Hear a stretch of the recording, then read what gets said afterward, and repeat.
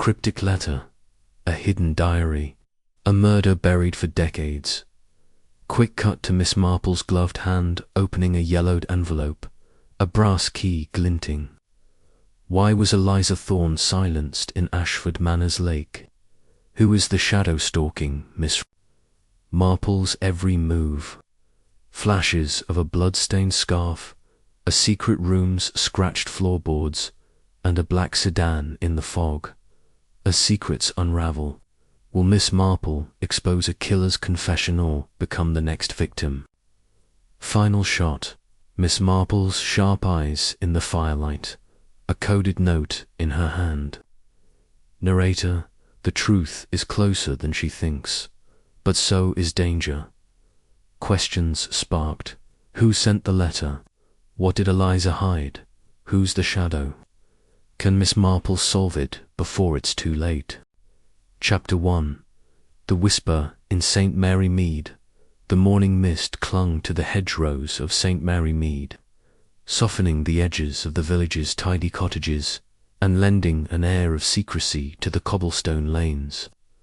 Miss Jane Marple, her silver hair neatly pinned beneath a modest hat, sat by her parlour window, her knitting needles clicking in a rhythm as steady as a metronome.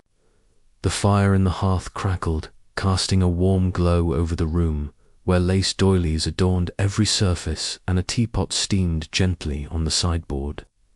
It was a scene of perfect tranquillity, the kind that made St. Mary Mead seem untouched by the world's sharper edges. But Miss Marple knew better.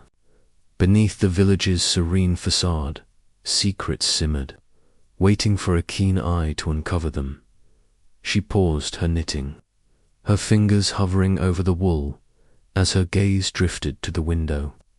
The postman, young Tommy Pierce, was pedalling his bicycle down the lane, his satchel bouncing against his hip. Miss Marple's lips curved into a faint smile. Tommy was reliable, if a touch careless with the letters, often leaving them slightly crumpled. But today, as he approached her gate, he seemed unusually purposeful, his brow furrowed as he dismounted and rummaged in his satchel. "Good morning, Miss Marple," Tommy called, his voice carrying a hint of hesitation as he approached the door. "Got something special for you today." "Special, you say?" Miss Marple rose, smoothing her skirt, and opened the door. Her blue eyes, sharp despite her age, studied the boy's flushed face.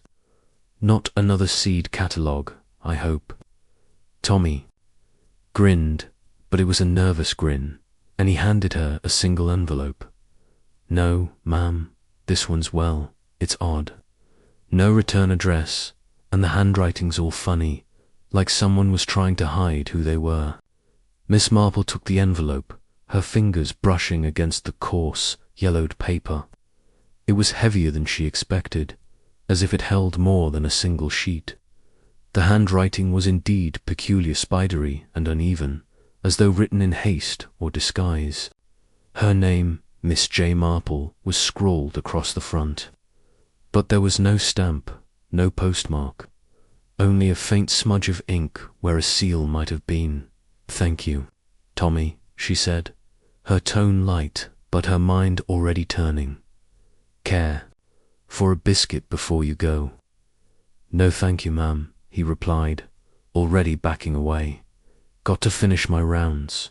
But you'll let me know if it's something exciting, won't you?" Miss Marple chuckled. "If it's exciting, Tommy, you'll hear about it before the vicar." As Tommy pedalled off, Miss Marple returned to her armchair, the envelope resting in her lap like a riddle waiting to be solved. She slit it open with a silver letter opener, careful not to tear the paper, and drew out a single sheet, folded tightly, around something small and hard. The letter was brief, its words typed on an old typewriter, the keys slightly misaligned. "You've always seen what others miss, Miss Marple. The Ashford case was no accident. Eliza knew too much, and the truth is still buried at the manor. Find the diary before they do. beware the shadow that watches. No signature, no date, only a faint scent of lavender clinging to the paper. Miss Marple's brow furrowed as she unfolded the sheet completely, revealing a tiny brass key, its edges worn smooth by time.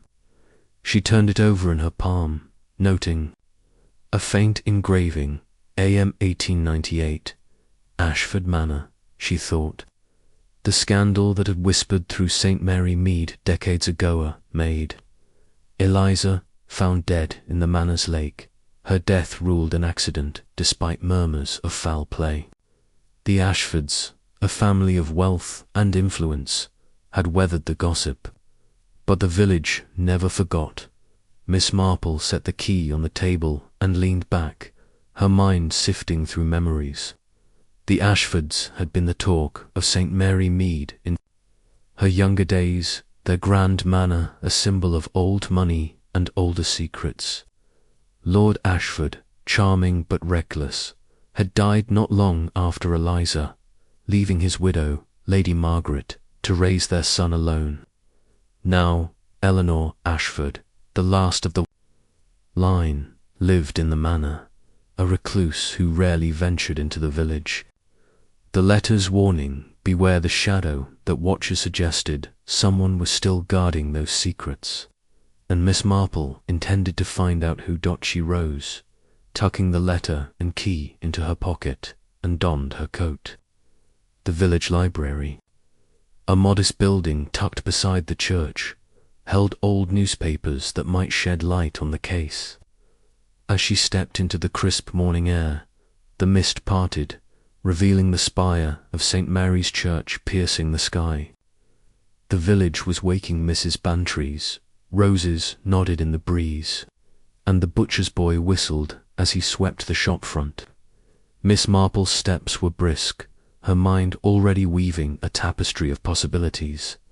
The library smelled of polished wood and aging paper, its shelves groaning under the weight of local history. Miss Phipps, the librarian, looked up from her desk, her spectacles glinting. Miss Marple, not often we see you here so early, looking for something particular. Just indulging an old woman's curiosity, Miss Marple replied, her smile disarming. I'd like to see the newspapers from 1898, if you please. Miss Phipps raised an eyebrow, but led her to a back room where bound volumes of the St. Mary Mead Gazette were stacked like tombstones. Mind the dust, she warned, pulling out a heavy tome. These haven't been touched in years. Miss Marple settled at a table, her gloved hands turning brittle pages. The headlines of 1898 were a mix of mundane and sensational yields, village fates, and then, there it was, tragic accident at Ashford Manor. The article was brief, almost curt. Eliza Thorne, a maid of 20, had been found in the lake, her body tangled in weeds. The coroner ruled it a drowning, likely caused by a fall during a late-night walk. No mention of foul play, no hint of scandal, but Miss Marple's eyes narrowed at the brevity. It was as if the story had been stifled, the truth smoothed over like a wrinkle in silk. She flipped further, finding a small obituary for Eliza, describing her as well-liked but offering no family details. Another article mentioned Lord Ashford's sudden death, months later hunting accident. The paper claimed, though the details were vague. Miss Marple's fingers paused on the page. 2 deaths, so close together, both tied to the manor. She jotted notes in her neat, looping script, then noticed a faint crease in the binding, as if something had been tucked inside. Carefully, she pried the pages apart, revealing a folded slip of paper, yellowed but intact. It was a handwritten note, the ink faded but legible. E. knows too much. The diary is hidden where the roses weep. Trust no one. The handwriting matched. The envelopes, spidery, hurried, as if written under duress. Miss Marple's pulse quickened. Where the roses weep. The manor's rose garden was legendary, its blooms cascading over a stone fountain shaped like a weeping figure. Could the diary be there? And who was the shadow mentioned in the letter? She slipped the note into her pocket, her mind racing. The key, the note, the letter, they were pieces of a puzzle, and she was determined to fit them together. As she left the library, the village was stirring fully to life. The greengrocer waved, and children darted past, chasing a stray dog. Miss Marple's thoughts, however, were elsewhere. She needed to visit Ashford Manor, but Eleanor Ashford was not one to welcome uninvited guests. A direct approach would raise suspicion, so Miss Marple decided on a subtler tactic. The Village Historical Society was planning a tour of local estates, and Ashford Manor was on the list. She could join as a curious villager, her true purpose hidden behind her unassuming demeanor. That afternoon, she telephoned her nephew, Raymond West, a writer with a flair for the dramatic and a useful knack for bending rules. "Raymond, dear," she said when he answered, her voice warm but firm. "I need your help with a little outing. Nothing too strenuous, but it may require discretion." Raymond's laugh crackled through the line. "Aunt Jane, you're up to something, aren't you? What's the adventure this time?" "Nothing so grand as an adventure," she replied, though her eyes gleamed. "Just a visit to Ashford Manor. I'd like you to charm your way into the Historical Society's tour. They're visiting tomorrow, and I'd rather not go alone. Charm." "You say," Raymond teased. "I'll have them eating out of my hand. But what's this about, Aunt Jane?" "An old story that needs retelling," she said cryptically. "Bring your notebook. You might find inspiration." The next day, Miss Marple and Raymond joined a small group of villagers outside Ashford Manor's iron gates. The manor loomed like a faded dream, its stone facade weathered but grand, ivy curling up its towers. Eleanor Ashford greeted them, her grey hair pulled into a severe bun, her smile polite but strained. "Welcome," she said, her voice cool. "The manor is a piece of history, though I'm afraid it's seen better days."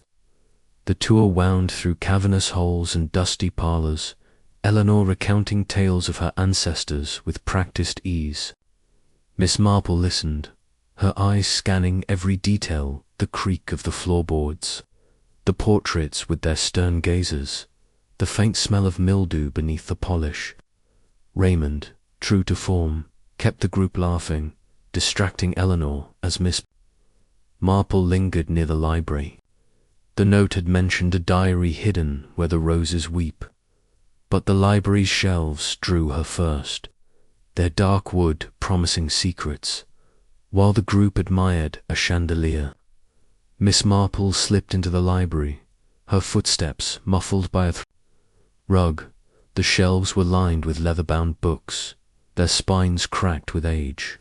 She ran her fingers along them, searching for anything out of place. A faint draft caught her attention, coming from a panel near the fireplace.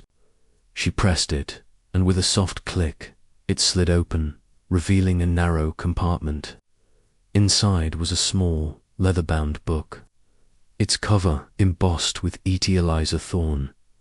Her heart quickened as she tucked the diary into her handbag, but a shadow moved in the corner of her arja, flicker in the window, gone when she turned. The letter's warning echoed, "Beware the shadow that watches."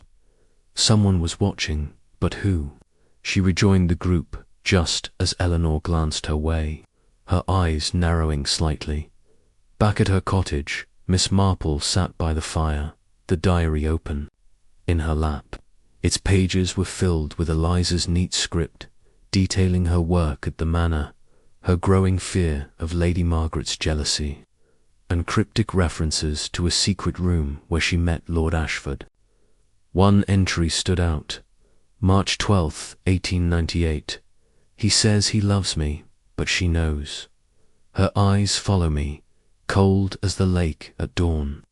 If I don't hide this, she'll find it. The roses weep for us both. Miss Marple closed the diary, her mind alight with questions. The key in her pocket, the note's clue, the diary's warnings, they all pointed to the rose garden. But the shadow worried her. Someone had sent that letter, someone who knew too much. She would need to tread carefully, but the truth was within reach, and she would not let it slip away. As the fire died to embers, Miss Marple smiled faintly. The game was afoot, and she was ready to play. Chapter 2. Shadows of the Past. The late afternoon sun filtered through the laced curtains of Miss Marple's cottage, casting delicate patterns across the parlour floor. The diary of Eliza Thorne lay open on the table, its pages a silent testament to a life cut short. Miss Marple sat with her tea, her eyes scanning the entries again, each word a thread in the tapestry of a mystery that refused to stay buried. The diary spoke of love and fear, of stolen moments with Lord Ashford and the growing menace of Lady Margaret's suspicion. But it was the cryptic mention of a secret room that held Miss Marple's attention.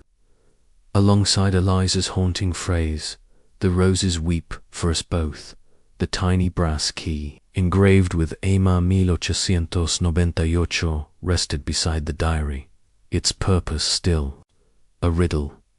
Miss Marple's fingers traced its edges, her mind turning over the possibilities. The key was too small for a door, too ornate for a simple lockbox. It suggested something hidden, something intimate, a jewelry box, perhaps, or a concealed drawer. The note from the library, with its warning of a diary hidden where the roses weep, pointed to the rose garden at Ashford Manor, but Miss Marple knew better than to rush in blindly. The letter's ominous phrase, "Beware the shadow that watches," lingered like a chill, and the fleeting shadow she'd glimpsed in the Manor's library window suggested someone was already one step ahead. She needed a plan, and she needed allies. Raymond, her nephew, was clever but prone to theatrics. He'd be useful, but she required someone with deeper ties to the Manor's history. Her thoughts turned to Miss Clara Henshaw, the village's unofficial historian who had once served as a parlour-maid at Ashford Manor in her youth.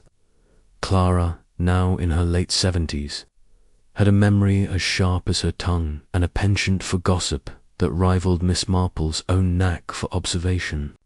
If anyone knew the Manor's secret saw, the truth behind Eliza's death would be Clara. Miss Marple tucked the diary and key into a locked drawer beneath her knitting basket and set out for Clara's cottage, a quaint stone house nestled behind the village bakery.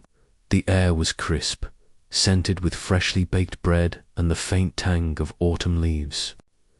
As she walked, she noted the village's rhythm to blacksmith's hammer ringing, the laughter of children playing by the duck pond, the wary glance of Mrs. Tuttle, the grocer's wife, who was sweeping her doorstep with unnecessary vigour. Mrs. Tuttle's curiosity was legendary, and Miss Marple made a mental note to avoid her questions for now. Clara Henshaw's cottage was a riot of colour, its garden bursting with late-blooming asters and chrysanthemums. The door opened before Miss Marple could knock, revealing Clara in a flower-dusted apron, her grey curls escaping a loose bun. "Jane Marple, as I live and breathe," Clara said, her eyes twinkling with mischief. "You've got that look up to something, aren't you?" "Merely a social call," Miss Marple replied, her smile demure. "Though I wouldn't say no to a cup of your excellent chamomile tea." Clara snorted, but ushered her inside. The parlour was a cosy clutter of books, photographs, and faded tapestries, each item a relic of St. Mary Mead's past. Over tea, Miss Marple steered the conversation to Ashford Manor, mentioning the Historical Society's recent tour. Clara's face lit up, her hands gesturing animatedly as she launched into a tale of her days as a parlour-maid. "Oh, the manor was grand then," Clara said, stirring her tea. "Lord Ashford was a charmer, always slipping us maids a wink or a sweet. But Lady Margaret cold as a winter wind, that one. She'd watch you like a hawk, especially if you got too close to her husband. Poor Eliza Thorne learnt that the hard way." Miss Marple leaned forward, her cup poised. "Eliza, I've heard whispers, but nothing clear. What was she like?" Clara's eyes softened, a shadow crossing her face. Eliza was a bright thinkwit with a laugh, clever with her hands. She could mend a torn gown faster than anyone. But she was too pretty for her own good, and Lord Ashford noticed. We all saw how he looked at her, and Lady Margaret did too. There was talk, whispers, that Eliza was more than a maid to him. "And the accident?" Miss Marple asked gently, her tone coaxing rather than probing. Clara's lips tightened. "Accident, they called it. Found her in the lake, poor soul, her dress caught in the reeds, but I never believed it. Eliza was careful, not the sort to wander near water at night. And there was something else." She hesitated, glancing at the window as if expecting an eavesdropper. "Go on, Clara," Miss Marple urged, her voice soft but insistent. Clara lowered her voice. "The night she died, I was in the servants' hall, polishing silver. I heard Lady Margaret's voice, sharp and angry, coming from the rose garden. I couldn't make out the words, but she was with someone, maybe Eliza. The next morning, Eliza was gone, and the manor went quiet, like a house holding its breath. Lady Margaret never spoke of it, but she stopped tending her roses after that." Miss Marple's mind raced. "The rose garden again where the roses weep. Did you ever hear of a diary?" she asked, keeping her tone casual. "Something Eliza might have kept." Clara's eyes widened. "A diary, now that you mention it. Eliza was always scribbling in a little book. Kept it hidden, though she'd tuck it under her apron when anyone came near. If she wrote anything dangerous, it'd be in there. But after she died, no one ever found it." Miss Marple nodded, her thoughts aligning like pieces of a quilt. The diary she'd found in the library was Eliza's, no doubt. But its hiding place suggested someone had wanted it preserved or concealed. The key, the note, the shadow all pointed to a truth the Ashfords had buried. She thanked Clara, promising to return for another chat, and stepped back into the evening chill. The village was settling into dusk, the sky streaked with amber and violet. Miss Marple's steps slowed as she passed the churchyard, where ancient yews cast long shadows. A faint rustle made her pause. A figure lingered near the gate, half hidden by the trees. It was too dark to see their face, but the silhouette was tall, cloaked in a long coat. Miss Marple's heart quickened, but she kept her pace steady, her umbrella tapping the ground like a metronome. By the time she glanced back, the figure was gone, leaving only the whisper of leaves. Back at her cottage, she locked the door and drew the curtains before retrieving the diary and key. The diary's later entries grew more frantic, Eliza's neat handwriting giving way to hurried scrawls. April 3rd, 1898. She saw us in the secret room. Her eyes were like knives. I begged him to end it, but he says he cannot. If she finds this, I'm done for. April 5th, 1898. The roses weep tonight. hid the truth where no one will look. If I'm gone, let it be found. Miss Marple's fingers tightened on the page. The secret room likely where Elisa and Lord Ashford met held answers. But the manor was vast, and Eleanor's wariness suggested she'd be watching for intruders. The key might unlock that room, or something within it, but the rose garden called to her first. The note's clue was too specific to ignore. And Clara's story of Lady Margaret's anger in the garden added weight to it. She telephoned Raymond again, catching him just as he was leaving his London flat. "Aunt Jane, twice in 1 week," he teased. "This is getting serious." "Serious enough," she replied, her voice crisp. "I need you to drive me to Ashford Manor tomorrow evening. There's something in the rose garden I must see, and I'd rather not be alone." Raymond's tone shifted. Curiosity piqued. "The rose garden, at night. Aunt Jane, you're writing my next novel for me. What's the plan?" "No plan, dear," she said, though her mind was already mapping the garden's layout. "Just a stroll. Bring a torch, and perhaps that old cricket bat of yours. One never knows." The next evening, under a sky heavy with stars, Miss Marple and Raymond approached Ashford Manor's gates. The manor loomed like a sleeping giant, its windows dark except for a single light in an upper room. Lenore's, perhaps.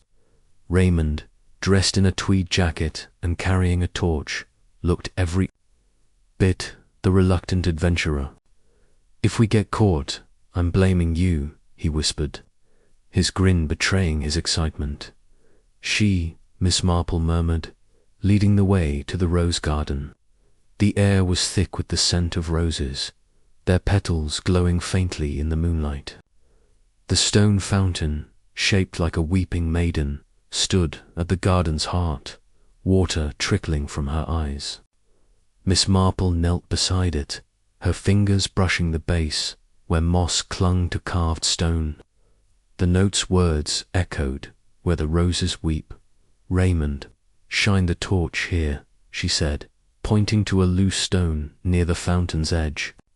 He complied, and she pressed the stone, feeling it shift slightly. With a gentle tug, it came free, revealing a small cavity. Inside was a tin box, rusted but intact, its lock matching the key in her pocket. Her hands trembled as she inserted the key, the mechanism clicking open with a soft snap. Inside the box was a single sheet of paper, folded tightly, its edges brittle. Miss Marple unfolded it carefully, revealing a coded message in Eliza's handwriting, a series of numbers and letters, meaningless at first glance. But to Miss Marple, it was a beacon. She slipped the paper into her pocket, her heart racing as a twig snapped nearby. Raymond swung the torch, its beam catching a glint of movement of figure, darting behind a hedge. "Who's there?" he called, his voice sharp. No answer came, only the rustle of leaves and the distant hoot of an owl. Miss Marple's hand closed around the box, her mind alight with certainty. The code was the next step, and she would decipher it. The shadow was close, but she was closer as they hurried back to the car. The manor's silhouette faded into the night, its secret stirring.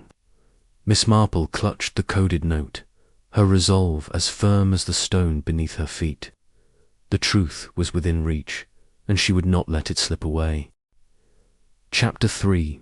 The Locked Room. Riddle the moon hung low over St. Mary Mead, its silver light spilling through the curtains of Miss Marple's cottage, where a single lamp burned on the table. The coded note from the rose garden lay before her, its cryptic sequence of numbers and letters taunting her like a half-forgotten melody. 7B 12L 4R9T. Beside it rested Eliza Thorne's diary, its pages dog-eared from Miss Marple's careful study, and the tiny brass key engraved with AM 1898. The diary's references to a secret room, where Eliza met Lord Ashford, had taken root in her mind, and the coded note, she was certain, held the key to finding it. But the shadow she and Raymond had glimpsed in the rose garden gnawed at her thoughts. Someone was watching, and their presence felt closer now, like a breath on the back of her neck. Miss Marple sipped her tea, her eyes tracing the code again. The numbers and letters suggested a sequence, perhaps directions to a hidden lock or a combination for a safe. The diary offered clues, but no answers, its final entries laced with panic. April 7th, 1898. The secret room is my only refuge, but she knows. I saw her shadow by the door last night. If I don't hide the truth, it will die with me. The mention of a shadow echoed the anonymous letter's warning, and Miss Marple's instincts told her the secret room was in Ashford Manor, likely a place concealed from prying eyes. The key, too small for a door, might unlock something within that rumour box, a drawer or a hidden panel. But returning to the manor was risky. Eleanor Ashford's guarded demeanour during the Historical Society tour suggested she suspected more than she let on. Miss Marple needed a way back inside, and she needed it soon. She telephoned Raymond, catching him in the midst of typing a new story. "Aunt Jane," he answered, his voice tinged with amusement. "Are we breaking into the manor again? I'm starting to think you're more trouble than I am." "Not breaking in, dear," she replied, her tone light but firm, merely exploring. "I need to find a room in the manor, and I'd rather not announce our intentions. Can you manage?"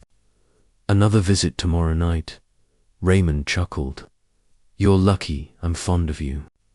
I'll borrow a car from my friend Giles. He's got a quiet one, perfect for sneaking about." "What's the target this time?" "A room," she said simply, "and bring your lock-picking kit. The one you used for that dreadful play you wrote." "It wasn't dreadful," he protested, but she could hear the grin in his voice. "Fine, lockpicks and a torch. Anything else?" "A clear head," she said, "and perhaps a scarf. It's chilly at night." The next evening, under a sky bruised with clouds, Miss Marple and Raymond approached Ashford Manor's rear entrance, a servant's door half hidden by overgrown ivy. The manor was silent, its windows dark save for a faint glow in a distant tower.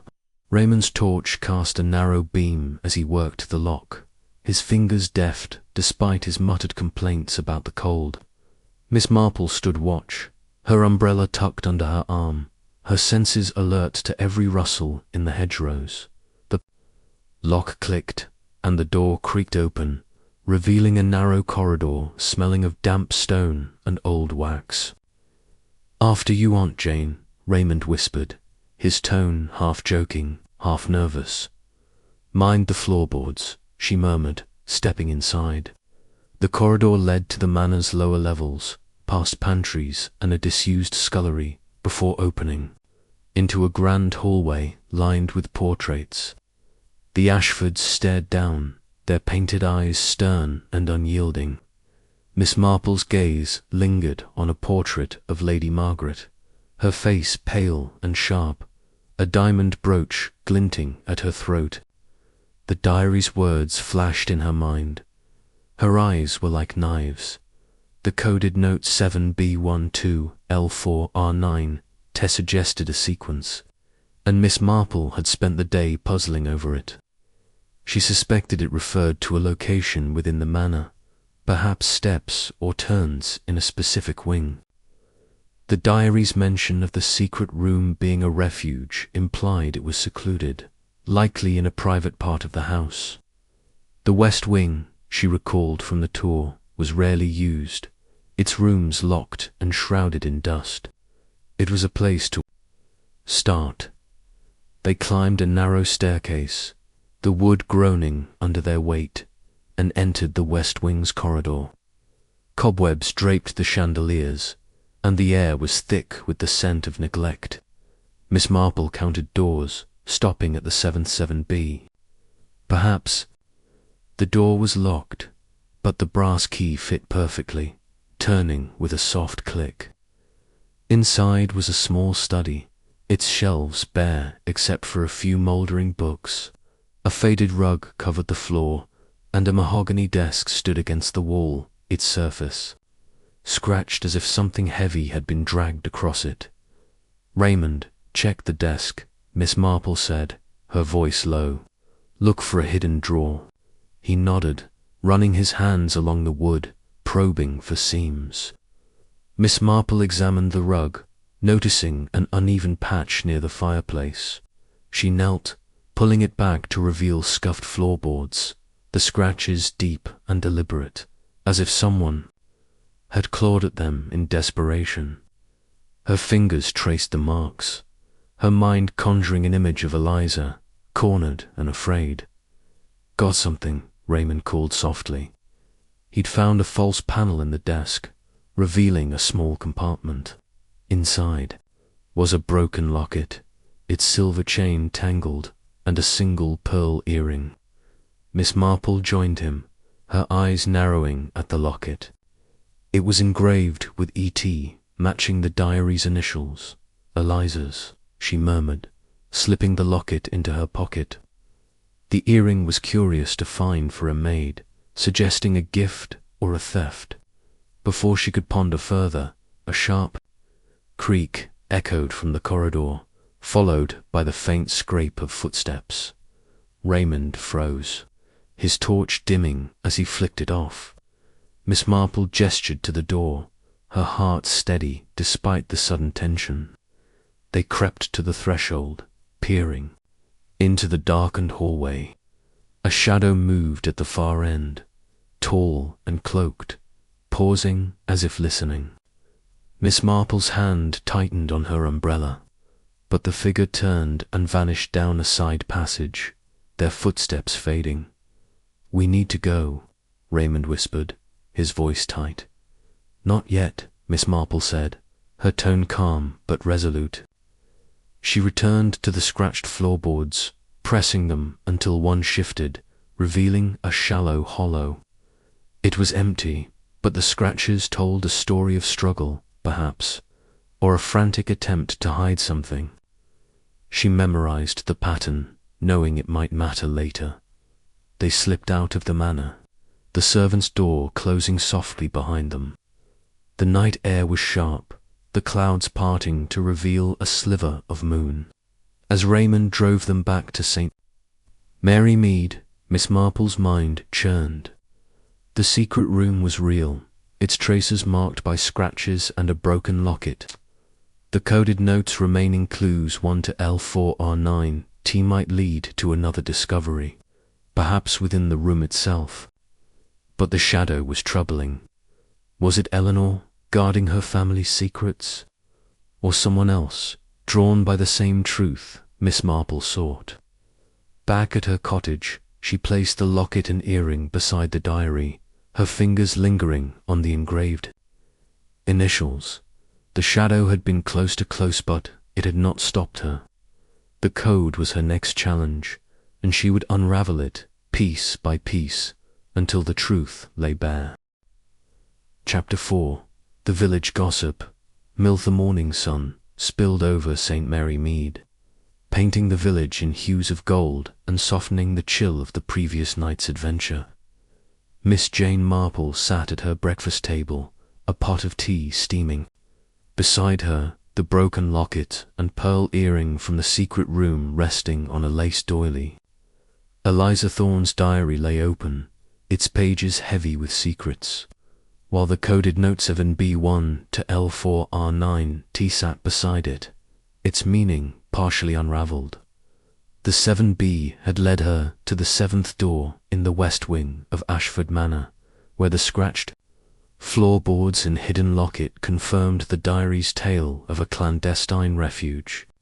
But the remaining code 1 to L4R9 T remained a puzzle, and the shadow that had stalked her and Raymond in the manor's corridor was a warning she could not ignore.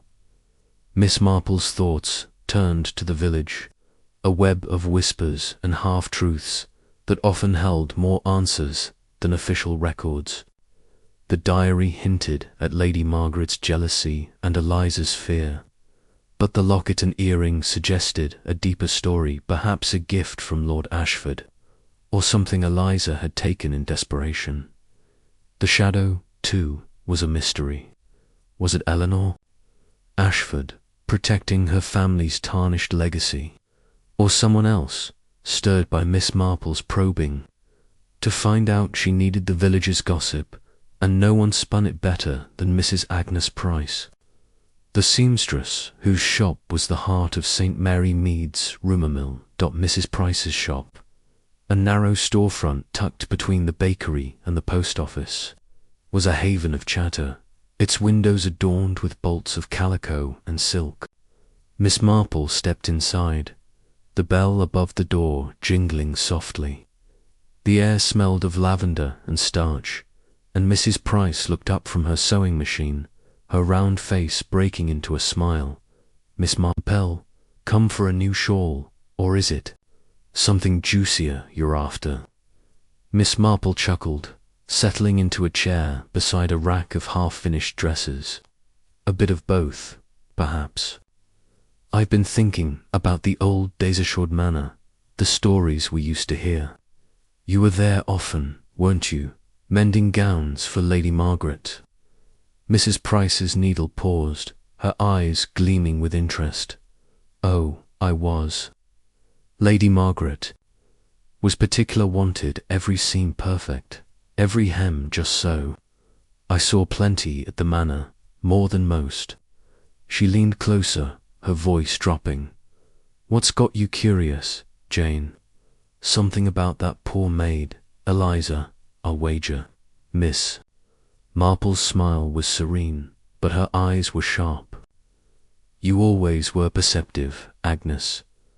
I've heard whispers about Eliza's death and accident, they said, but the village never quite believed it. What do you remember?" Mrs. Price set her sewing aside, her hands folding in her lap as if preparing to unravel a long-buried tale. Eliza Thorne was a beauty, no mistake. Bright eyes, quick fingers, could mend a lace cuff so you'd never know it was torn. But she caught Lord Ashford's eye, and that was her undoing. Lady Margaret was a jealous woman, cold as frost, and she didn't take kindly to her husband's wandering gaze. I was there the day it all came to a head. Miss Marple leaned forward, her tea forgotten, the day she died. Mrs. Price nodded, her voice low. It was late spring, 1898. I'd been called to the manor to repair a gown for Lady Margaret, some fancy thing for a ball. I was in the sewing room, just off the main hall, when I heard voices from the garden, sharp, angry voices. I peeked out and saw Lady Margaret, her face like thunder, talking to someone I couldn't see. I heard her say, "You'll not ruin us," clear as day. Then a cry soft, like a gas-panned silence.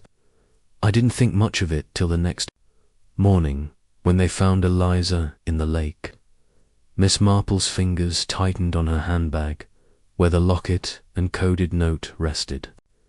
"Did you see who she was speaking to?" Mrs. Price shook her head. "The roses blocked my view, and I didn't dare go closer. But later, when I was packing up, I saw a man slip out of the garden at groundskeeper, Tom Finch. He looked scared, like he'd seen a ghost.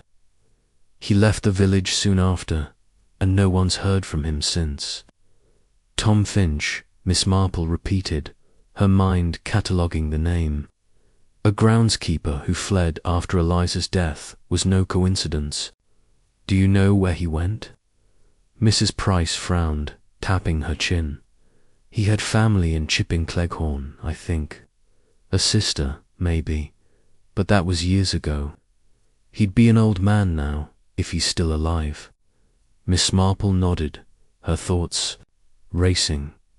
Tom Finch was a new thread, one that might lead to the truth, to the shadow that haunted her steps.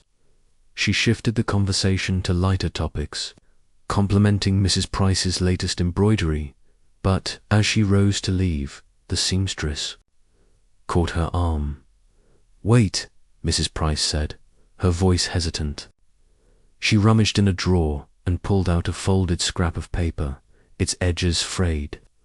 "I found this in my old sewing box last year, tucked inside a pincushion I used at the manor.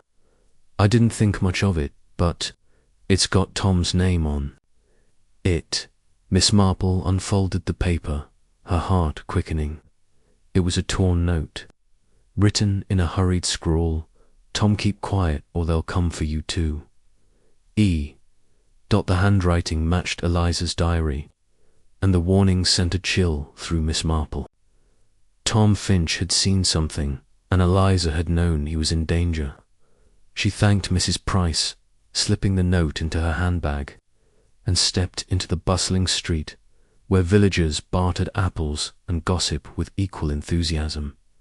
Back at her cottage, Miss Marple spread her findings on the table: the diary, the locket, the earring, the coded note, and now Tom's warning.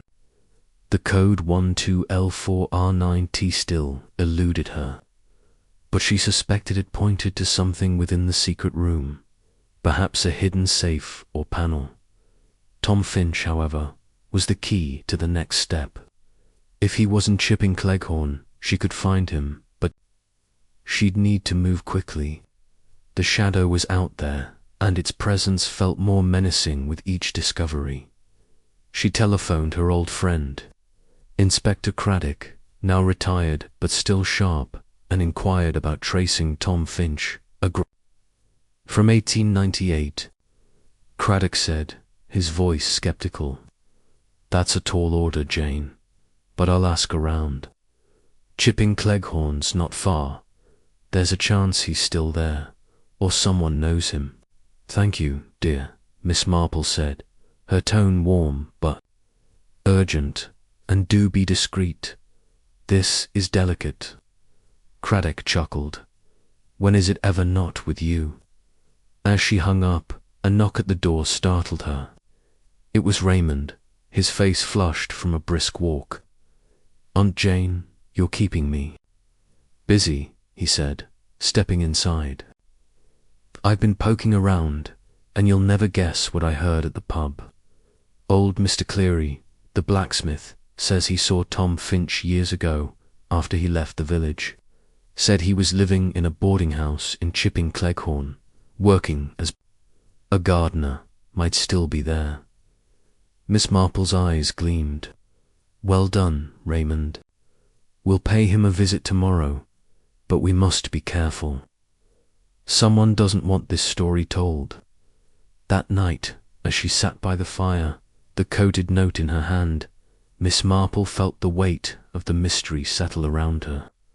Tom Finch was a witness, perhaps the last, and his story could unlock the truth about Eliza's death. The locket and earring were clues to a romance gone wrong, but the shadow was the real danger. She tucked the note away, her resolve as firm as ever. The village had given her a new piece of the puzzle, and she would follow it, no matter where it led. Chapter 5. The groundskeeper's secret. The road to Chipping Cleghorn wound through rolling hills, the autumn leaves painting the landscape in shades of amber and crimson.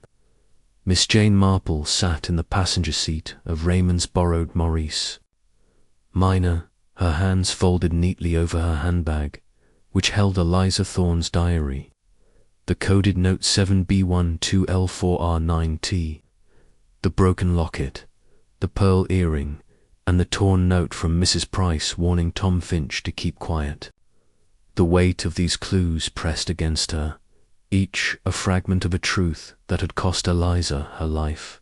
The shadow that had stalked her and Raymond in Ashford Manors, Rose Garden, and West Wing lingered in her thoughts, a silent threat that grew bolder with each step she took, toward the truth. Raymond, his hands steady on the wheel, glanced at her. "Aunt Jane, you're awfully quiet. Planning our next break-in already?" Miss Marple's lips twitched into a faint smile. "Not a break-in, dear. A conversation. Tom Finch may hold the key to this puzzle, but we must tread lightly. He fled. St. Mary Mead for a reason." Raymond nodded, his usual levity tempered by the gravity of their mission. "You think he saw something the night Eliza died? Something worth running from?" "I'm certain of it," she replied, her eyes fixed on the horizon. "Eliza's note to him, 'Keep quiet, or they'll come for you too,' suggests he witnessed something dangerous. And the shadow watching us. Someone still wants that secret buried." Chipping Cleghorn was a bustling market town, its streets alive with vendors hawking apples and woolens. Miss Marple directed Raymond to a narrow lane where, according to Inspector Craddock's discreet inquiries, Tom Finch lived in a small cottage behind a boarding house. The cottage was modest, its stone walls weathered, its garden a tangle of herbs and wildflowers. As they approached, a curtain twitched in the window, and Miss Marple's sharp eyes caught the movement. Someone was home and wary. She knocked, her umbrella tucked under her arm, her demeanor as unassuming as a village spinster paying a neighborly call. The door creaked open, revealing an elderly man with stooped shoulders and a face etched with lines like a well-read map. His eyes, pale blue and guarded, flicked from Miss Marple to Raymond, lingering on the latter with suspicion. "Mr. Finch?" Miss Marple asked, her voice gentle but firm. "I'm Jane Marple, from St. Mary Mead. This is my nephew, Raymond West. We'd like a word, if you don't mind." Tom Finch's hand tightened on the doorframe. "St. Mary Mead ain't been there in years. What's this about?" "An old matter," Miss Marple said, her tone soothing. "Something from Ashford Manor, long ago. May we come in?" Tom hesitated, his gaze darting to the street behind them. Satisfied it was empty, he stepped aside, gesturing them into a cramped parlour smelling of pipe smoke and linseed oil. The room was sparsely furnished: a sagging armchair, a rickety table, a shelf of gardening books, but a framed photograph on the mantel caught Miss Marple's eye. A young woman with Eliza's bright eyes, her smile frozen in time. "Eliza Thorne," Miss Marple said softly, nodding toward the photo. "You knew her well." Tom's face hardened, but his voice cracked with emotion. "What's it to you? She's been gone nigh on 50 years. Miss Marple settled into the armchair, her hands folded. "I've been reading her diary, Mr. Finch. She wrote of a secret room, of Lady Margaret's jealousy, and of a night in the rose garden. She left you a note, warning you to stay silent. But I think you're tired of keeping quiet." Tom sank into a chair, his hands trembling. "You've got her diary. Lord help me, I thought it was lost." He rubbed his face, his eyes distant. "Eliza was my friend. More than that, maybe, if things had been different. But she loved Lord Ashford, fool that he was, and it got her killed." "Tell me what you saw," Miss Marple urged, her voice steady but kind, "the night she died." Tom's gaze drifted to the photograph, and he spoke as if the words had been locked away too long. "It was April 1898. I was tending the hedges near the lake, late past midnight. I heard voices, sharp and low, coming from the water's edge. I crept closer and saw Lady Margaret, her face twisted with rage, facing Eliza. Eliza was crying, pleading, but Lady Margaret grabbed her arm, pulled her toward the lake. I heard a splash, then silence. I ran toward that I was next morning. They said it was an accident, but I knew better. Miss Marple's heart quickened, but her face remained calm. Why didn't you speak out? Tom's laugh was bitter. Speak out against the Ashfords. They owned half the county. Lady Margaret's brother, Sir Henry, was magistrate. I'd have been ruined, or worse. Then I got that note Eliza's handwriting slipped under my door. Keep quiet or they'll come for you too. I packed my things and left by dawn. Raymond, leaning against the wall, spoke up. Who's they? Lady Margaret and who else? Tom shook his head. I don't know, but someone else was there. That night I saw a shadow move behind the boathouse, quick and quiet. I thought it was Sir Henry, but I never saw his face. Miss Marple's mind raced. The boathouse, a new piece of the puzzle. The diary mentioned the lake, and the coded note might point to something hidden there. Did Eliza ever mention a key, she asked, or a place where she hid something important? Tom's eyes narrowed, then widened with recognition. She did, once. Said she'd hidden something in the boathouse, where no one would look. She gave me a key, small brass, with the Manor's initials. Said it was for safekeeping, but I lost it when I fled. Miss Marple's hand slipped into her handbag, producing the key engraved with a 1898. This one, Tom's breath caught. That's it. Where'd you find it? In a letter, she said simply, avoiding details. What did it unlock? A box in the boathouse, Tom said. Eliza said it held proof, something to protect her if Lady Margaret came for her. I never saw it opened. As Miss Marple processed this, a low rumble interrupted the silence, a car engine idling outside. Raymond crossed the window, peering through the curtain. Black sedan, no plates, he whispered. It's circling the lane. Tom's face paled. They found me, after all these years. Stay calm, Miss Marple said, rising. Raymond, we're leaving. Mr. Finch, you'll be safer elsewhere. Pack a bag quickly. Tom hesitated, then nodded, grabbing a battered suitcase. As he stuffed clothes inside, he pressed something into Miss Marple's hand, a second key, nearly identical to the first, but with a faint scratch on its bow. This was Eliza's spare, he said. I found it in my things years later. If you're going to the boathouse, you'll need it. They slipped out the back door, moving through the garden's shadows as the sedan's headlights swept the lane. Raymond led the way to his car, parked behind a hedgerow, and they drove off, Tom hunched in the back seat. Miss Marple's mind was alight with new connections. The boathouse, the second key, the shadow by the lake, the coded notes remaining.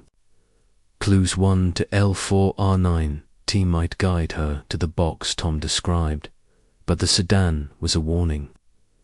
The shadow was closing in. Back in St. Mary Mead, she arranged for Tom to stay with Inspector Craddock's cousin, a discreet woman who asked no questions. As Raymond dropped her at her cottage, Miss Marple clutched the second key, its scratch a faint but vital clue. The boathouse was her next destination, and she would face it with both keys in hand. The truth was near, and no shadow would stop her.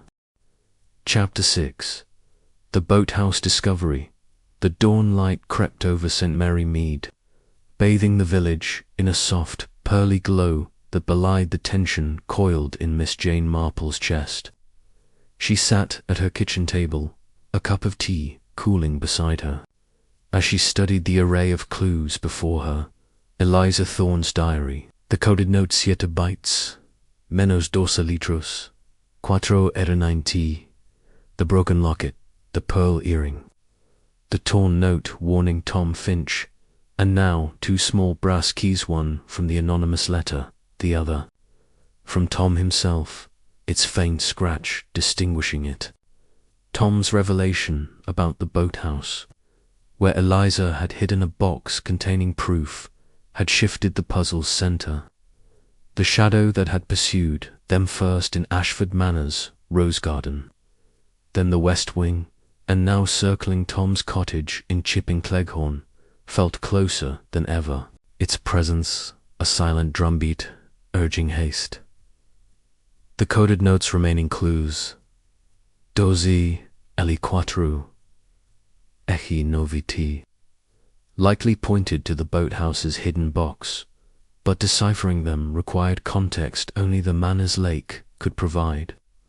Miss Marple's mind churned, piecing together Eliza's frantic diary entries, Tom's account of Lady Margaret's confrontation by the lake, and the shadow he'd glimpsed behind the boathouse.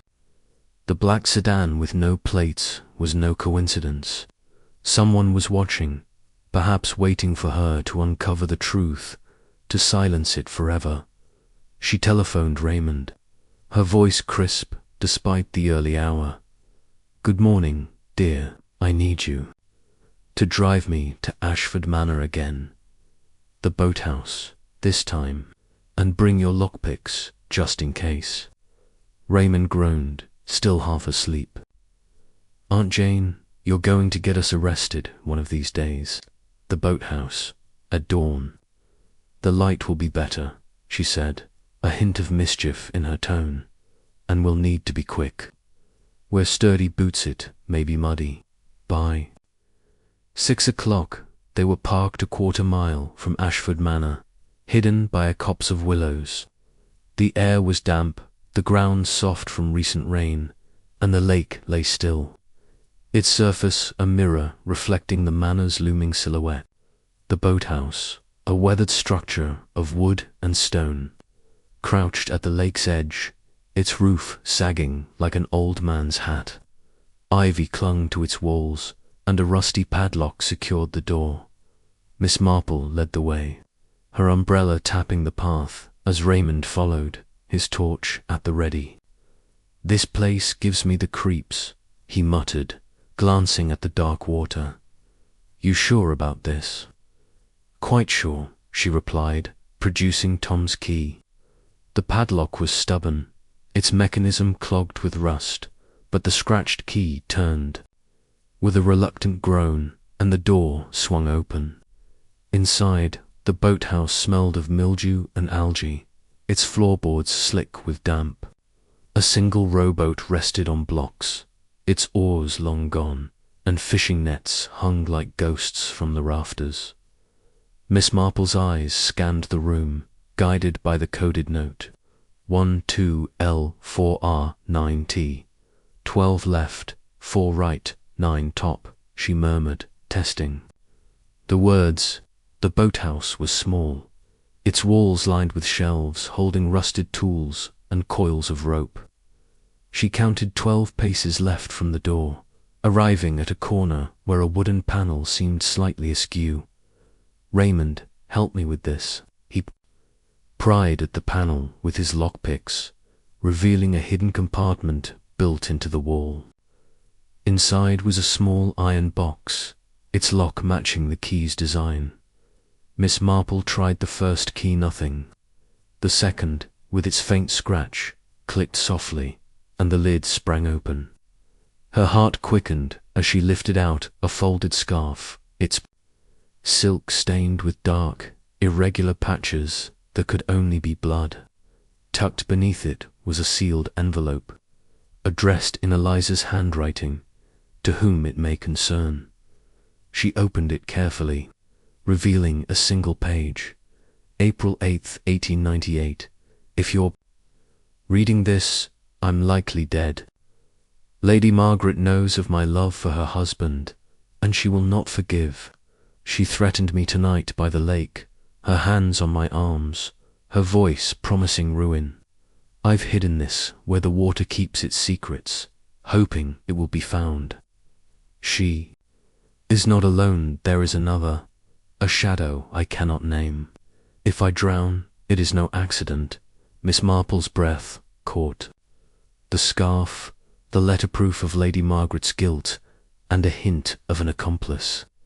The bloodstains suggested violence, perhaps a struggle before Eliza was pulled into the lake. The coded note had led her here, its clues aligning with the boathouse's layout, 12 paces left to the panel, for right to the box's position, 9 topped to its height on the wall. Raymond peered over her shoulder, his face pale. That's murder, Aunt Jane. And who's this other shadow? Before she could answer, a floorboard creaked behind them, sharp and deliberate. Raymond spun, his torch sweeping the room, but the beam caught only shadows dancing on the walls. Miss Marple clutched the scarf and letter, her pulse steady despite the sudden chill.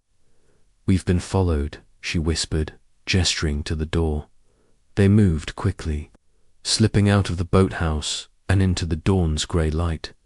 The lake was still, but a faint ripple disturbed its surface, as if something or someone had brushed the water's edge. Raymond's hand tightened on his lockpicks, his eyes scanning the trees. "That sedan again?" he asked, voice low. "Possibly," Miss Marple said, her mind racing. The shadow was relentless, but so was she. The scarf and letter were damning. But the mention of an accomplice complicated the puzzle. Was it Sir Henry, Lady Margaret's brother, as Tom had feared? Or someone closer to the Manor's present, like Eleanor Ashford? They reached the car without incident, the boathouse fading into the mist behind them.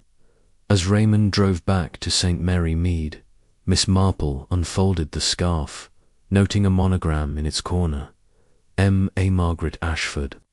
The bloodstains were old, but unmistakable, tying Lady Margaret to the scene of Eliza's death. The letter's reference to a shadow echoed Tom's story of a figure behind the boathouse, and Miss Marple's instincts told her the truth was not just about murder, but a conspiracy to conceal it. Back at her cottage, she locked the scarf and letter in her drawer, alongside the diary and other clues. The coded note had served its purpose, but the shadow remained a threat. She needed to confront Eleanor, to gauge her knowledge and her guilt, but such a move required caution. The manor held more secrets, and the boathouse had given her the leverage to pry them open as she sat by the fire. The second key in her hand, Miss Marple felt the puzzle tightening. The shadow was watching, but she was watching too, and she would not blink first. Chapter 7. A confrontation at dusk. The late afternoon sky over St. Mary Mead hung heavy with clouds, their edges tinged with the fiery glow of a setting sun. Miss Jane Marple sat in her parlour, the blood-stained scarf and Eliza Thorne's accusatory letter from the boathouse spread before her on the table. Alongside the diary, the broken locket, the pearl earring, and the 2 brass keys.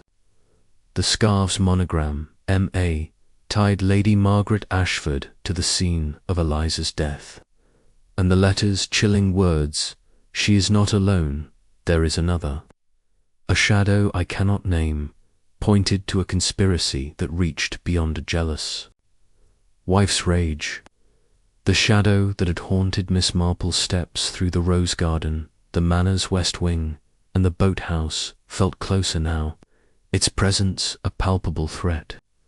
To unravel the truth, she needed to confront Eleanor Ashford, the manor's last occupant, but such a move required finesse. Eleanor's guarded demeanour suggested she knew more than she admitted, and Miss Marple intended to find out how much.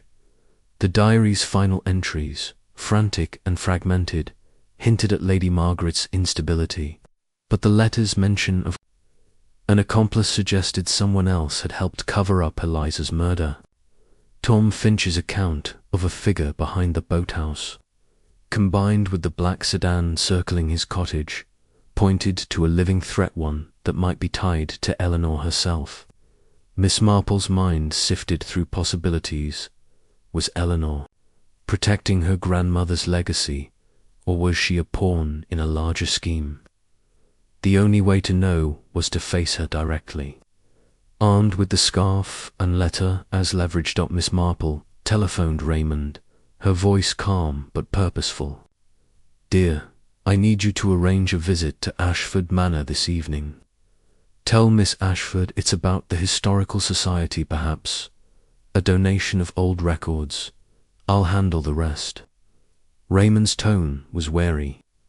"Aunt Jane, you're not planning to wave that scarf in her face, are you? She's prickly enough without being accused of her grandmother's crimes." "Not accuse, dear," Miss Marple said, her eyes gleaming. "Inquire. There's a difference. Be at my cottage by 5. As the clock struck 5, Raymond arrived, his tweed jacket slightly rumpled from a day of writing. The drive to Ashford Manor was quiet, the countryside cloaked in the soft haze of dusk. The manor loomed ahead, its stone facade brooding under the gathering clouds. Eleanor met them at the door, her grey hair pinned tightly, her smile thin as a blade. "Mr. West, Miss Marple," she said, her voice cool. "I wasn't expecting another visit so soon. Something about records." "Indeed," Miss Marple said, stepping into the grand hall where chandeliers cast flickering shadows. "The Historical Society is keen to preserve the manor's legacy. I thought you might have family papers letters. Perhaps that could shed light on its history." Eleanor's eyes narrowed, but she led them to the drawing room, where a fire crackled in the hearth. The room was opulent but faded, its velvet curtains heavy with dust. "The Ashfords kept few records," Eleanor said, pouring tea with deliberate care. "What little we have is private." Miss Marple sipped her tea, her demeanour serene. "I understand privacy, Miss Ashford, but history has a way of resurfacing. I've come across items from 1898 concerning a maid named Eliza Thorne." A cup clinked against its saucer, a faint tremor in her hand. Eliza, that old tragedy, a sad accident, nothing more. "Perhaps," Miss Marple said, her voice gentle but unyielding. She reached into her handbag and placed the blood-stained scarf on the table, its M.A. monogram stark against the silk. "This was found in the boathouse, along with a letter from Eliza accusing your grandmother, Lady Margaret, of threatening her life." Eleanor's face paled, her fingers tightening on her cup. "Where did you get that?" she demanded, her voice sharp. "Hidden where the water keeps its secrets," Miss Marple replied, echoing Eliza's words. "The letter says Lady Margaret was not alone. Someone helped her, Miss Ashford. Do you know who?" The room grew still, the fire's crackle the only sound. Eleanor rose, her movements stiff, and crossed to the window, staring into the darkening garden. "You're meddling in things best left alone, Miss Marple. My grandmother was troubled.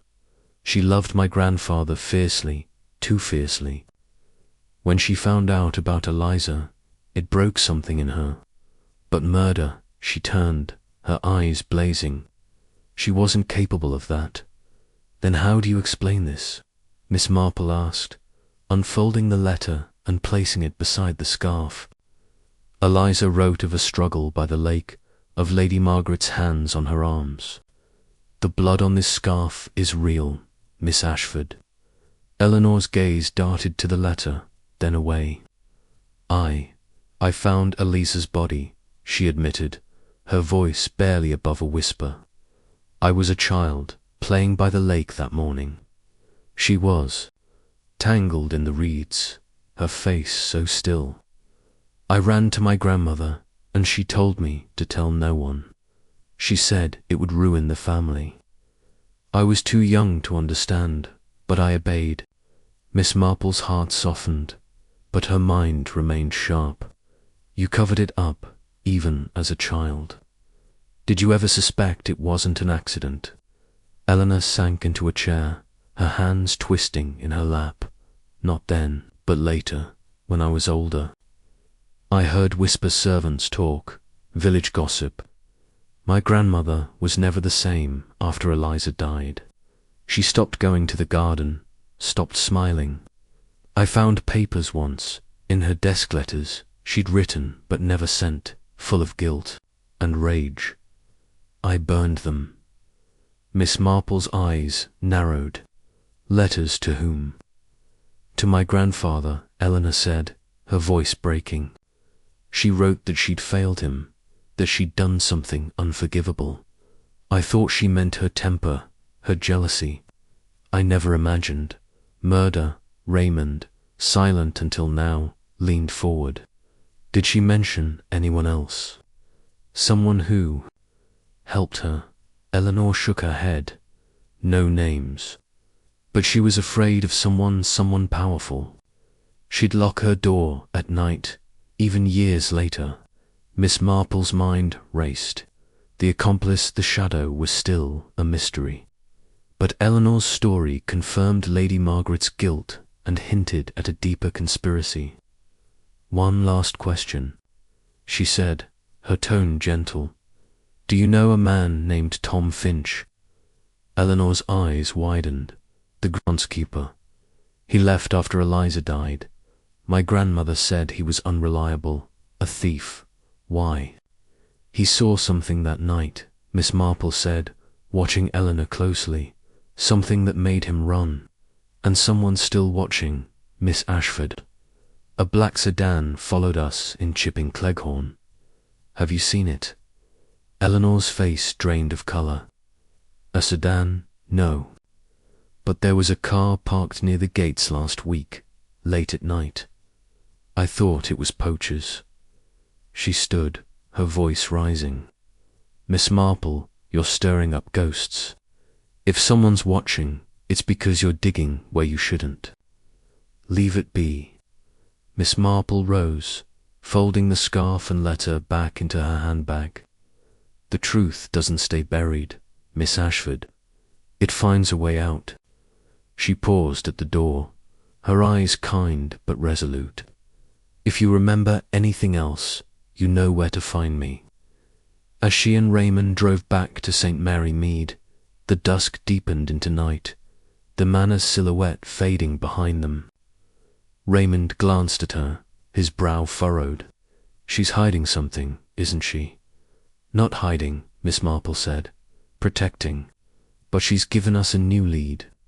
Those burned letters, they might have named the accomplice. We need to find out what else was destroyed. Back at her cottage, Miss Marple spread her clues on the table, her mind turning to the village archives. If Lady Margaret had left other papers, they might be there, overlooked or and the name Eleanor had mentioned reliable. A thief suggested a family lawyer. Someone who handled the Ashford secrets. Mr. Grayson, the estate solicitor in 1898, was a name she'd heard in passing. Tomorrow she would search for his records, and the truth would draw closer, shadow or no. Chapter 8. The Buried Report. The morning mist curled around St. Mary Mead like a protective shroud, softening the outlines of its cottages and muffling the clatter of the milkman's cart. Miss Jane Marple sat at her parlour window, her knitting, needles idle for once, as she pondered the revelations from her confrontation with Eleanor Ashford. The blood-stained scarf, monogrammed with M.A., and Eliza Thorne's letter accusing Lady Margaret of threatening her life were now locked in her drawer. Alongside the diary, the broken locket, the pearl earring, the 2 brass keys, and the coded note that had led her to the boathouse. Eleanor's admission that she'd found Eliza's body as a child and helped conceal it under Lady Margaret's orders confirmed the murder. But the letters hint of an accomplice, a shadow I cannot name. pointed to a deeper conspiracy. The black sedan that had shadowed them in Chipping Cleghorn and lingered near Ashford. Manners Gates was a warning that the past was not yet done with the present. Eleanor's mention of burned letters, written by Lady Margaret and filled with guilt, suggested a trail of evidence deliberately erased. But Miss Marple's instincts told her that not all traces could be so easily destroyed. The family lawyer, Mr. Grayson, whose name had surfaced in village gossip as the Ashfords' confidant, might have kept records, legal documents, correspondence, or even a suppressed police report from 1898. The village archives, housed in a cramped room behind the town hall, were her next destination. If Grayson's files held even a fragment of the truth, she would find it. She telephoned Raymond, catching him mid-sentence as he typed furiously at his London flat. "Aunt Jane, you're relentless," he said, half laughing. "What's the plan now? Storming the archives like a literary detective?" "Nothing so dramatic, dear," Miss Marple replied, her voice calm but purposeful. "I need you to meet me at the village archives this afternoon. Bring your charm. We may need to persuade Mrs. Hartley to let us rummage through the older files." Mrs. Hartley, the archivist, with the face like a sour lemon. Raymond groaned. "I'll need more than charm." 2 o'clock then. "Perfect," she said, hanging up with a smile. Raymond's theatrics were useful, especially when dealing with the formidable Mrs. Hartley, whose protectiveness over the archives rivaled a dragon's guard over treasure. The archives were a labyrinth of dusty ledgers and yellowed papers, their shelves sagging under the weight of St. Mary Mead's history.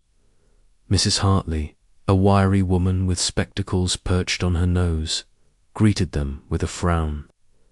"Miss Marple, Mr. West," she said, her tone clipped. "The archives aren't a lending library, you know. What exactly are you after?" "Historical records," Miss Marple said, her smile disarming. "I'm researching the Ashford family for the Historical Society. Old legal documents, perhaps. From Mr. Grayson's time." Mrs. Hartley's eyes narrowed, but Raymond stepped in, his grin wide. "Mrs. Hartley, you're the guardian of St. Mary Mead's secrets. Surely you can help my aunt with a bit of local history. It's for a good cause." Flattered, Mrs. Hartley relented, leading them to a corner where boxes labelled 189-01900 were stacked precariously. "Grayson's files are here, somewhere," she muttered. "Mind you, don't make a mess." Miss Marple and Raymond sifted through crumbling folders, their fingers stained with dust. Most were mundane land deeds, tax records, but one box, marked Ashford Estate, Confidential, caught her eye. Inside, she found a thin file labelled Incident Report, April 1898. Her pulse quickened as she opened it, revealing a police report, its ink faded but legible. The document detailed Eliza Thorne's death, noting her body was found in the lake, tangled in reeds, with bruises on her arms and neck inconsistent with a simple drowning. The coroner, Dr. Harrow, had ruled it an accident, but a handwritten note in the margin, in an unfamiliar script, read, "Suppressed per Sir H. Ashford." "Sir Henry," Miss Marple murmured, her mind connecting dots. Lady Margaret's brother, the magistrate Tom Finch had feared, had the power to bury such a report. The bruises confirmed Eliza's letter a struggle, not an accident. But why had Dr. Harrow agreed to falsify the findings? Raymond, peering over her shoulder, whistled softly. "This is dynamite, Aunt Jane. Proof the Ashfords covered it up." "But who's Sir Henry?" "Lady Margaret's brother," she replied, folding the report carefully. "He was a powerful man, and if he suppressed this, He may have been the accomplice Eliza feared. As they prepared to leave, Mrs. Hartley's voice rang out.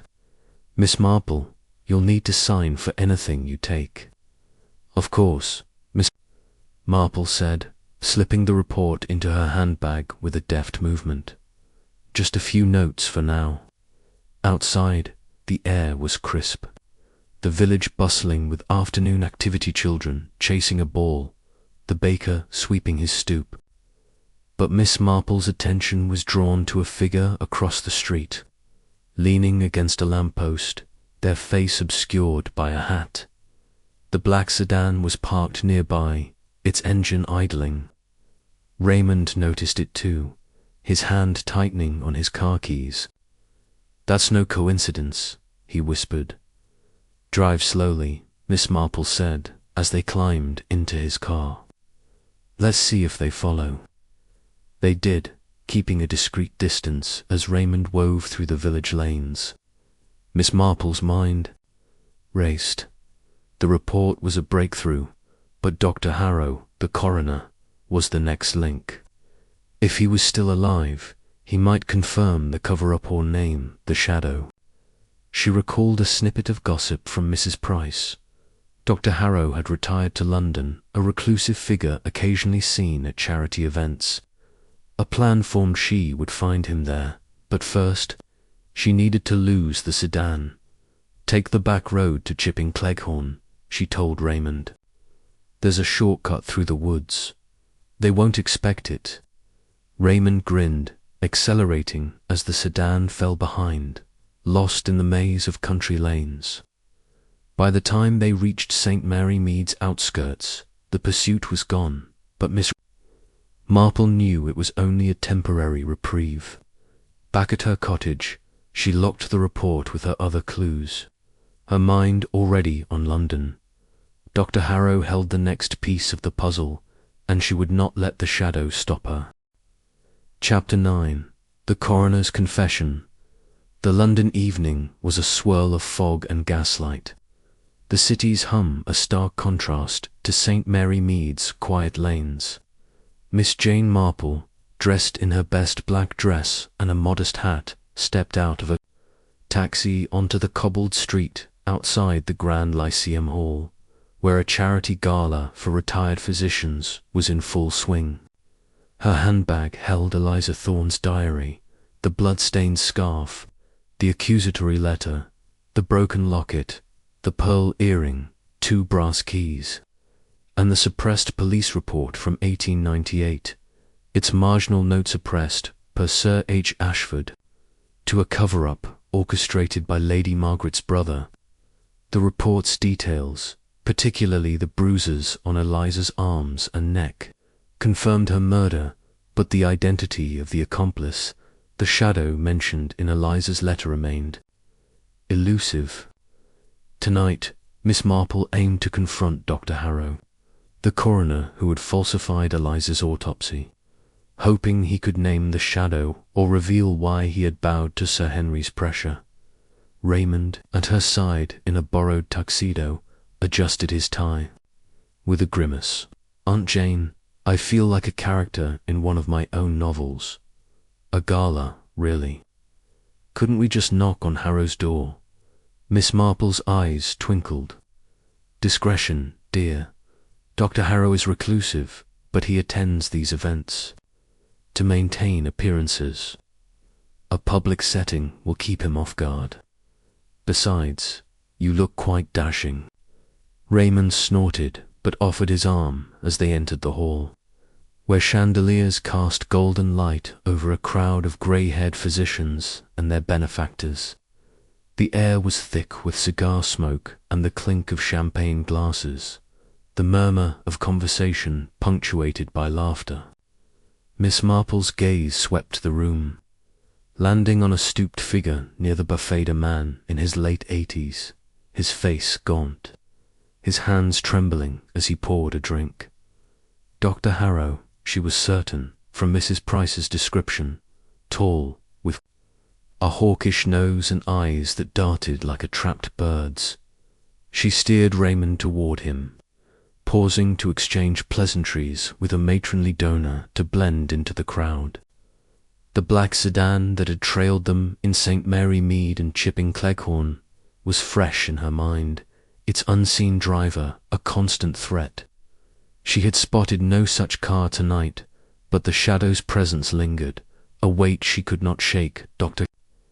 Harrow, Miss Marple said, approaching with a smile as warm as a village hearth. I'm Jane Marple from St. Mary Mead. This is my nephew, Raymond West. Might we have a moment? Harrow's eyes flicked up, wary but polite. St. Mary Mead, a long way from home, Miss Marple. What brings you here? A matter of history, she said, her tone light but her eyes sharp. I've been researching old cases from the Ashford estate. You were the coroner in 1898, weren't you? For Eliza Thorne's death. Harrow's glass shook, a splash of sherry staining his cuff. Eliza Thorne, that was an accident, a long time ago. Why dredge it up? Miss Marple leaned closer, her voice low. Because it wasn't an accident. Dr. Harrow, I've found a police report noting bruises on Eliza's body, bruises you dismissed, and a letter from Eliza herself accusing Lady Margaret Ashford of threatening her life. Harrow's face drained of colour, his breath ragged. You don't know what you're stirring up, he whispered, glancing at the crowd as if expecting an eavesdropper. It was a different time. The Ashfords were powerful. Powerful enough to make you lie? Miss Marple asked, her tone gentle but unrelenting.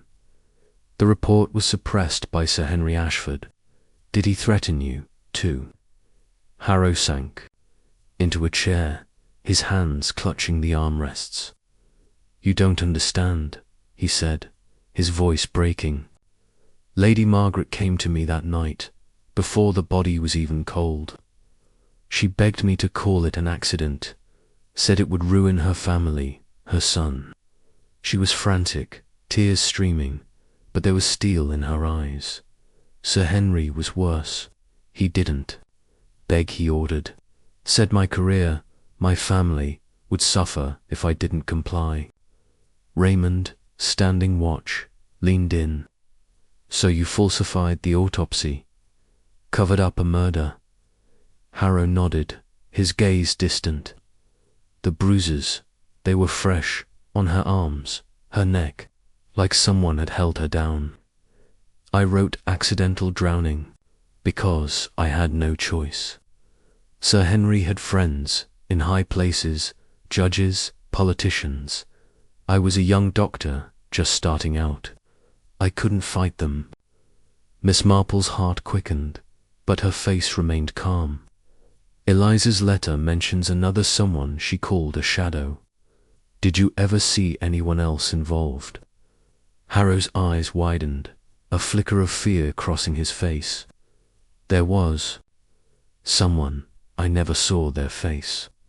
The night I examined the body, I heard footsteps outside the Morquick, like they were watching.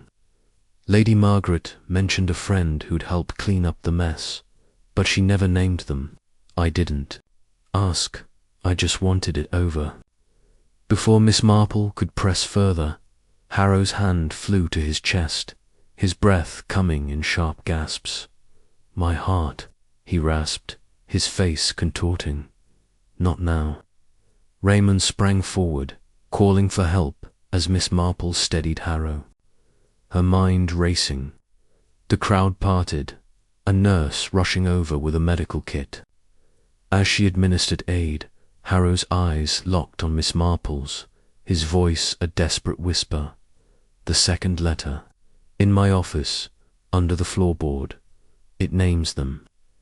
He slumped unconscious as the nurse worked frantically. Miss Marple stepped back, her pulse steady despite the chaos. A doctor took over, and the gala dissolved into murmurs of concern. Raymond guided her to a quiet corner, his face pale. Is he alive? For now, Miss Marple said, her mind already on Harrow's words. We need to get to his office before anyone else does. They slipped out of the hall, the fog swallowing their steps as they hailed a taxi to Harrow's address, a narrow townhouse in Bloomsbury. The street was silent, the windows dark, but Miss Marple's senses prickled. A faint glow flickered in an alley nearby, like a cigarette's ember. The shadow, she thought, but there was no time to hesitate.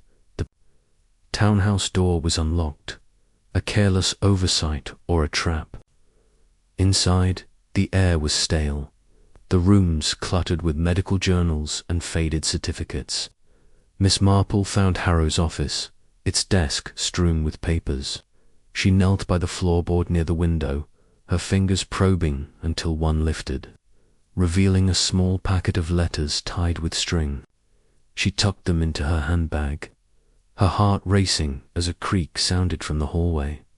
Raymond's torch swept the darkness, catching a glint of movement, figure darting through the back door. "They're here," he hissed, but Miss Marple was already moving, her umbrella tapping the floor as they retreated to the taxi. Back in St. Mary Mead, under the safety of her cottage's lamplight, Miss Marple opened the packet. The letters were from Lady Margaret to an unnamed recipient, cryptic but damning. "You promised to keep it quiet. The lake holds our secret, but I cannot sleep."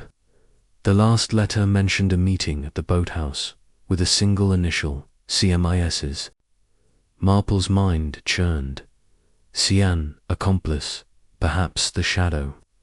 Harrow's confession had confirmed the cover-up, and the letters pointed to a new figure.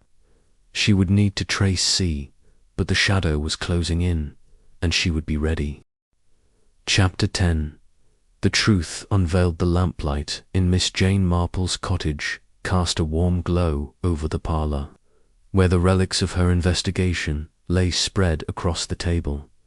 Eliza Thorne's diary, the blood-stained scarf, monogrammed M.A., the accusatory letter from the boathouse, the broken locket, the pearl earring to brass keys, the suppressed police report, and the packet of Lady Margaret's letters, one marked with a cryptic "See Dr. Harrow's confession at the gala," coupled with his dying whisper of a second letter hidden in his office, had brought Miss Marple to the edge of the truth.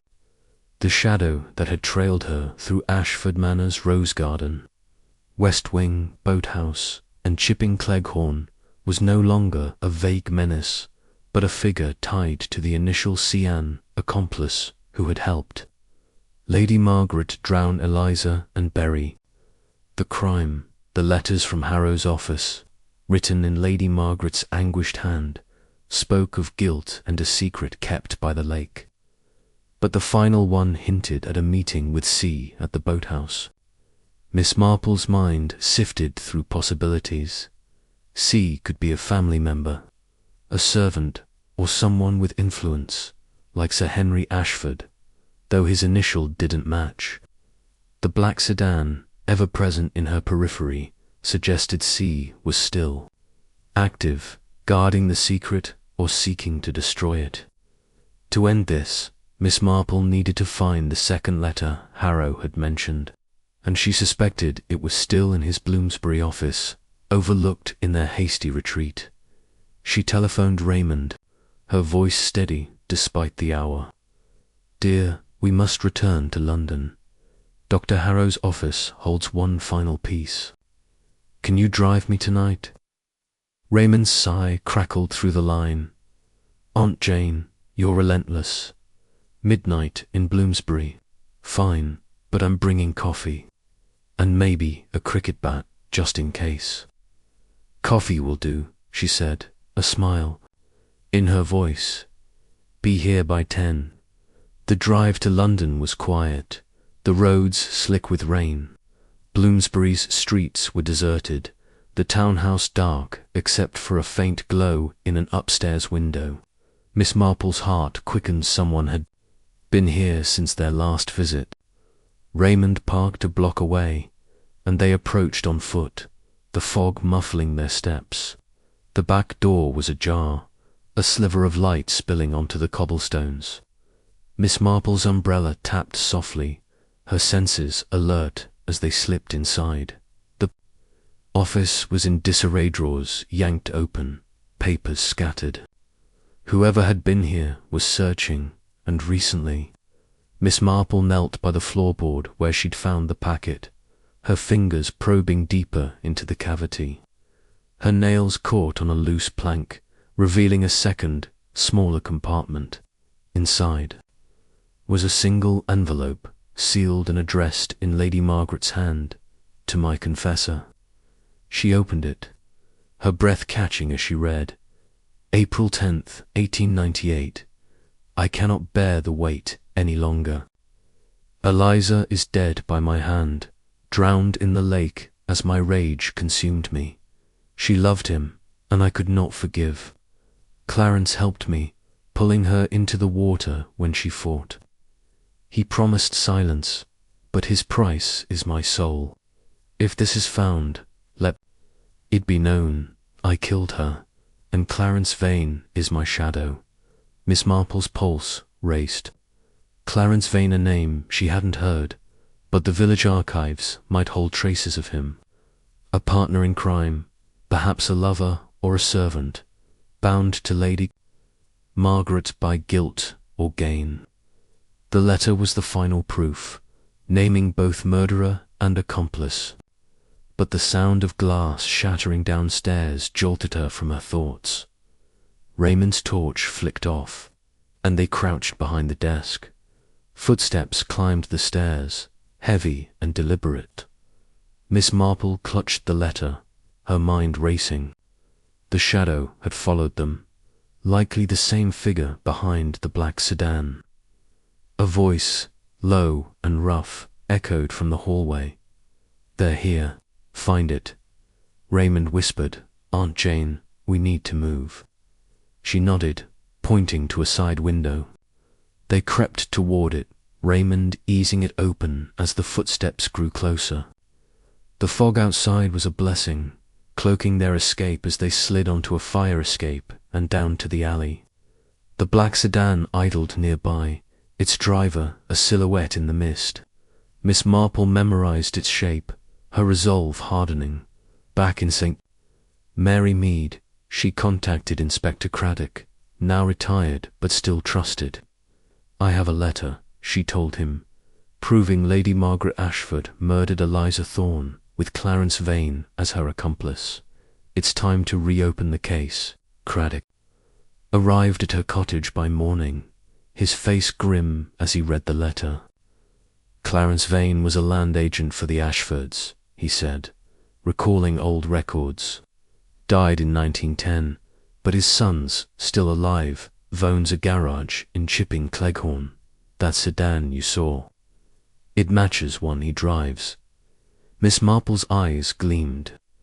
The shadow was Vane's son, protecting his father's legacy. Craddock took the letter and scarf to the authorities, who reopened the case. Eleanor Ashford, shaken but cooperative, confirmed Vane's role in old family stories, her relief palpable as the truth emerged. She donated Ashford Manor to the village as a museum, vowing to honour Eliza's memory with a plaque by the lake. Miss Marple sat by her fire that evening. Her knitting resumed, the clues now locked away. The Shadow Vane's son was questioned, his pursuit tied to fear of exposure, not violence. The case was closed, Eliza's name cleared, and the village whispered of Miss Marple's quiet triumph as she knitted the rhythm of her needles. Matched her thoughts. The truth, like a well-stitched seam, held fast when pulled to light.